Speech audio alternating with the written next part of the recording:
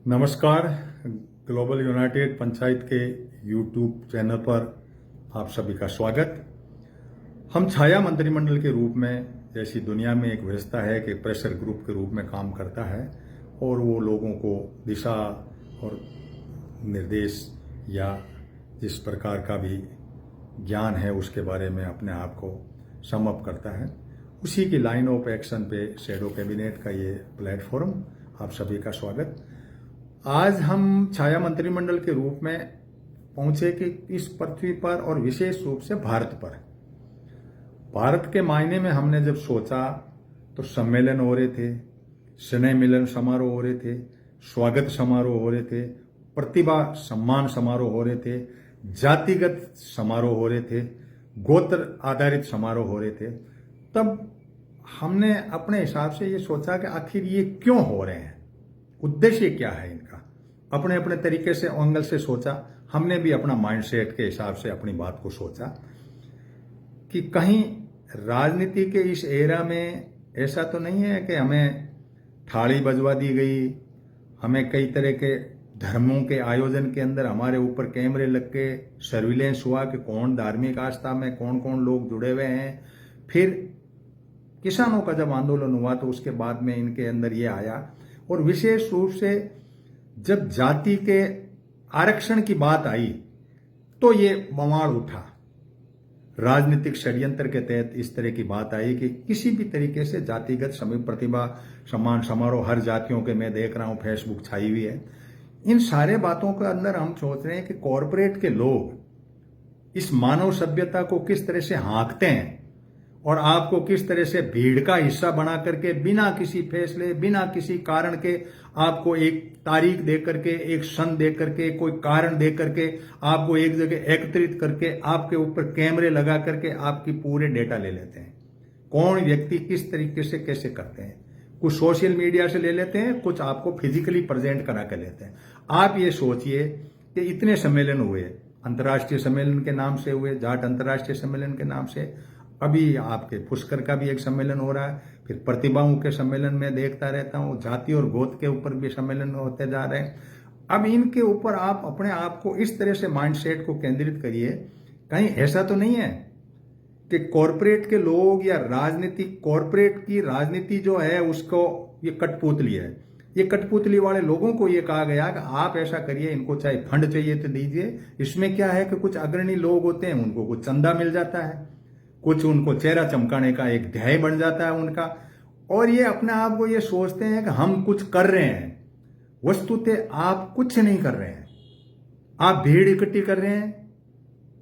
आचार्य रजनीश ने कहा था, भीड़ कोई न्याल नहीं करती, कोई दिशा नहीं देती। आपके सम्मेलन या किसी मीटिंग एक कमरे में हो सकते हैं। सोशियोलॉजी, इस सोशल प्लेटफॉर्म पर यदि आप जाएं तो आर्टिफिशियल इंटेलिजेंट के युग में ये भीड़ इकट्ठा करने का मॉडल किसने दिया, और भीड़ को एक आइडियोलॉजी दे दी जाती है।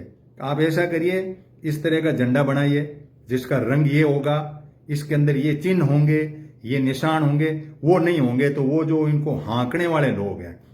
मैं सोच रहा था कि 1925 के सम्मेलन में मदन मोहन मालवीय, जिसने कि हिंदू BHU नाम, ठीक है, बनारस हिंदू विश्वविद्यालय क्यों किया, हिंदू वर्ल्ड को डाला गया, इसके मायने ये है कि कुछ लोग धर्म के एजेंडे को लेकर, और धर्म के मामले में आप ये देखिए कि अब्राहिम हुआ और अब्राहिम के 3 धर्म बन गए, यहूदी बन गए, ईसाई बन गए, मुस्लिम बन गए, तीनों ही झगड़ रहे हैं पूरी धरती पर।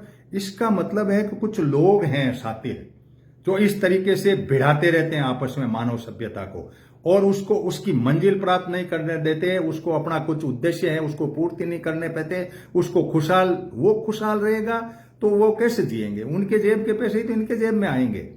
दुनिया भर का ये जो मॉडल है ना, ये आपको बहुत ही गहराई से अंदर से जाकर सोचिए। ये जो व्यवस्था है, इस व्यवस्था में आप अंतर्मुखी होइए, चिंतन करिए कि वस्तुतः है कहां, इसकी जड़ कहां है।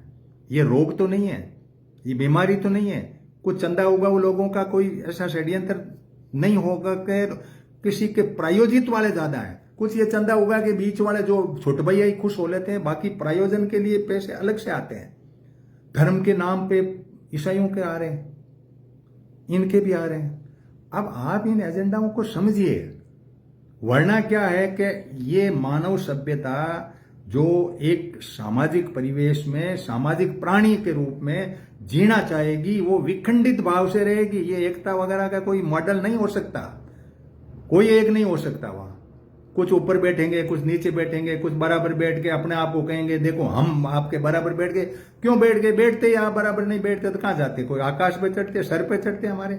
लेकिन ये एक नाटकबाजी करनी है कि देखो हम सब क्या सारे ही बराबर हैं। हम स्थितियां बहुत नाजुक है।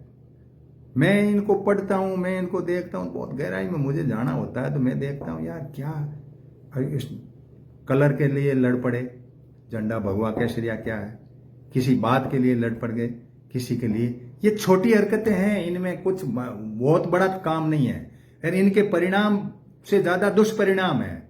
ये लोग आपको नचा रहे हैं। क्यों भीड़ इकट्ठी कर रहे हो? भीड़ कभी भी परिणाम नहीं लाती। भीड़ के हिस्सा बनने वाले कोई बदलाव नहीं कर सकते। भीड़ इकट्ठी करने वाले व्यवस्था के अंदर किसी प्रकार का कोई प्रयोजन सिद्ध नहीं होता। आप किस पे प्रेशर डाल रहे हो? ये राजनेता इधर वाले इधर हैं, इधर वाले इधर हैं, आधे कांग्रेस वाले बीजेपी में आ गए। आप किसकी बीमारी में पड़े? आप अपने आप को अंदर केंद्रित होकर के छोटे छोटे ग्रुप में समूह में जी करके किसी व्यवस्था को, किसी एंगल को करो। यही एक तरीका है।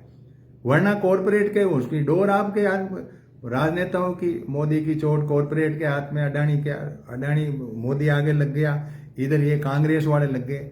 अब कांग्रेस वालों को भी मैंने देखा ये पता नहीं कौन सी बीमारी लेकर बैठे हैं। इन्होंने जो जाति का सुपका छोड़ा, इन्होंने जाति के झंडे लेकर के बाहर भेज दिया ताकि आपस में कहीं ऐसा बिंदु मिलेगा कि ये बिखराव कर देंगे। ये तरीके हैं इनको बांटने के, और आप समझ नहीं पा रहे। इकट्ठे हो जाओ। इकट्ठे क्यों हो जाए? धन्यवाद।